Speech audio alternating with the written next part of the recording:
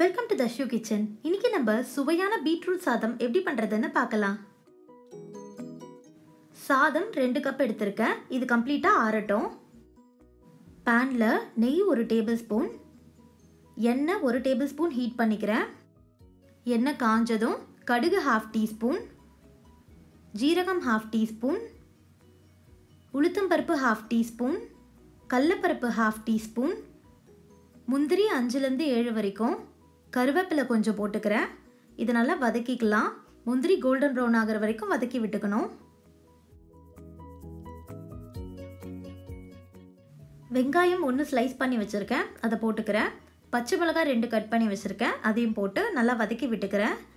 வெங்காயம் நல்லா colour change ஆகிற வரைக்கும் வதக்கி விட்டுக்கணும்.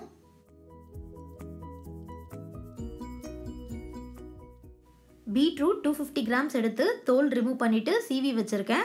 அதை போட்டு நல்லா வதக்கி விட்டுக்கிறேன். ஹை ஃப்ளேமில் 2 நிமிஷத்துக்கு வதக்கி விட்டுக்கலாம்.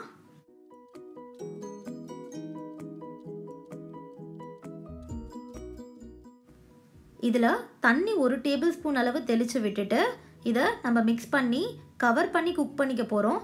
மீடியம் ஃப்ளேமில் வச்சிடலாம். இது ஒரு 5லேருந்து 7 நிமிஷம் குக் ஆகணும். கிண்டி விட்டுக்கலாம்.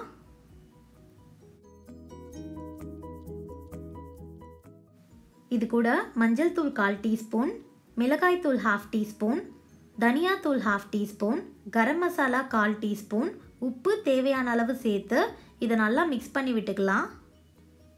மீடியம் ஃப்ளேமில் ஒரு 3 நிமிஷம் இது நல்லா குக் ஆகணும், அந்த மசாலா ரா ஸ்மெல் போகிற வரைக்கும். இப்போது நம்ம குக் பண்ணி வச்சுருக்க ரைஸை இது கூட சேர்த்து நல்லா மிக்ஸ் பண்ணிக்கலாம்.